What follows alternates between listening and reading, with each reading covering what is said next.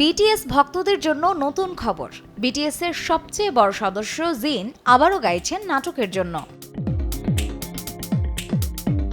গেল মাসেই প্রকাশ পেয়েছে জিনের প্রথম একক মিনি অ্যালবাম হ্যাপি। এবছরের জুনে সামরিক বাহিনী থেকে অব্যাহতি পাওয়ার পর থেকেই তিনি গান নিয়ে বেশ ব্যস্ত সময় পার করছিলেন। এবার গাইলেন নাটকের থিম সং।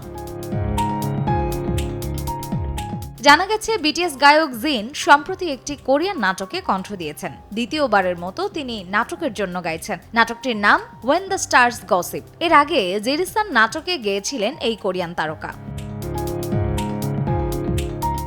গণমাধ্যম স্পোর্টস চৌসুনের তথ্য মতে সম্প্রতি নতুন টিভিএন নাটক ওয়েন দ্য স্টার্স গসিপের মূল থিম সং গেয়েছেন জিন। এর আগে তিনি জেরিসান নাটকের মূল থিম সং বা ওএসটি ইয়োর্স গেয়েছিলেন।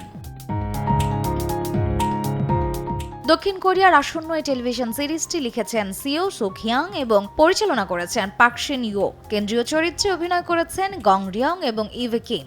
একটি স্পেস স্টেশনে একজন মহাকাশ পর্যটক এবং একজন মহাকাশচারীর সম্পর্ক নিয়ে গল্প দেখা যাবে সিরিজটিতে।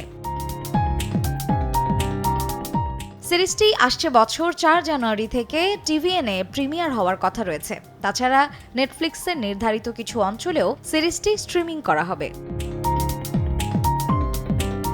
মার্জিয়া শ্রেয়া, সময় সংবাদ।